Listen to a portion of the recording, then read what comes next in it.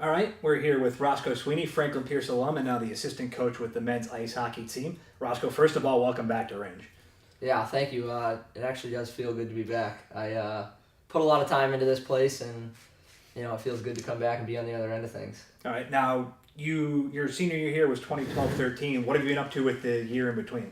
Well, ever since I started into school, my big goal was to play professional hockey, and so that's where I was. I put my time in here and was lucky to get the opportunity to go and play overseas. I lived in Poland for a month, and I ended up finishing the season. I was in 8 months in Budapest, Hungary.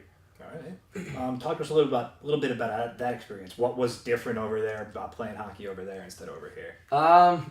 It was awesome. It's actually a whole different type of game over there. The ice is a lot bigger. It's Olympic ice. There's not as much, of the physical aspect. Not every team has a goon. It's all really high skill, high pace, high tempo.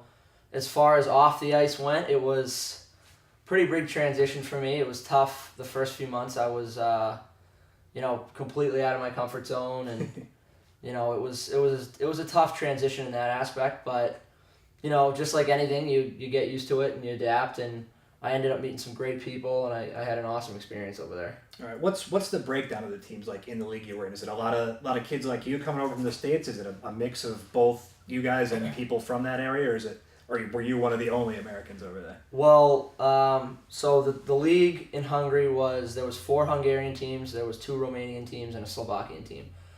So, and each team was allowed 5 import players. So 5 import players means 3 Canadians, 2 Americans. There could have been guys from Slovakia, because a Hungarian team, if they bring in a Slovak, that's considered an import. When I first got there, there was a Hungarian American on the team, and then a couple Canadians came and went, and I ended up staying and living with a Canadian for the last 3 months. It was majority, Division I guys. It's Division III guys. It's tough. It's really competitive. But yeah, there was a lot of Division I guys. There was a couple ex-NHL guys. But it was good. It was an awesome experience. Awesome. Let's bring it back to Rindge now. You obviously haven't been on the job here that long yet, but what's it like being back on campus as a staff member now instead of a student athlete? It's pretty cool. It's tough to kind of draw that void between, being a player now and being a coach. I mean, there's still some guys on the team from when I was a player, so that'll take a little time to kind of get my feet in the ground and kind of let these guys know that I'm all business now, and we had our fun, but now it's time to really win some games. And that's just the biggest thing for me. I mean, Coach Harrington and I have had a pretty good relationship. I was the captain here for a few years, and so it's really no change there. Him and I see eye to eye on a lot of things, and that's made it pretty easy for me. All right, I was actually going to ask you about coaching guys that you played with.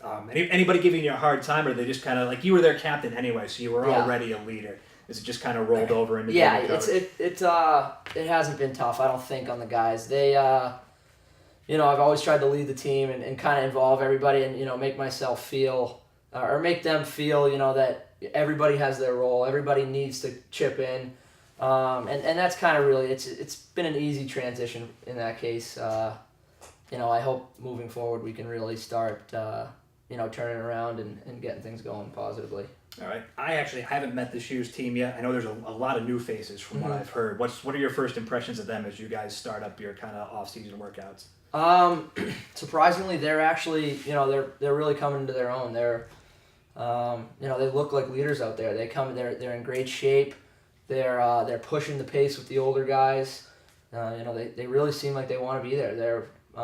They look ready to go and eager to get going.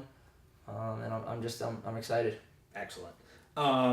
Sports they tend to go in cycles. The team your senior year was one of the best in program history, made it to the NE10 title game. Last year, backed off a little bit after that because they lost a huge senior class when you guys left. What do you see as the keys to finding that next upswing? Honestly, this big class coming in, if we can get, if we get over 60% of these guys that are all buying in, all giving it their heart, then that 60% is half a team. Okay. If these younger guys can really come in and take leadership roles, like it seems like they're going to, they can bring the top with them.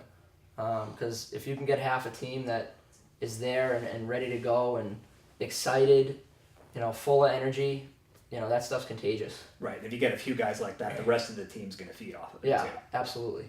Okay, last question. We've been doing this to everybody. You're going to have to share something just obnoxiously dumb about yourself. We've been asking this of everybody. We've got some great answers. What's something people might not know about you that's a little crazy? Well, I guess thinking about this, I have some fake teeth.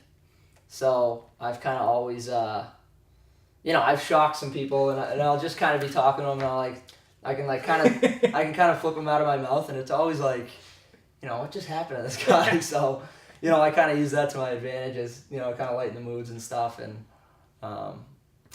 just kind of add some humor. And hey, what hockey player hasn't had a little Exactly. There we go. That's Roscoe Sweeney. He's a Franklin Pierce alum. He's back on campus now as the assistant men's ice hockey coach. Welcome back, Roscoe. Thanks for joining us. Yeah, thank you very much.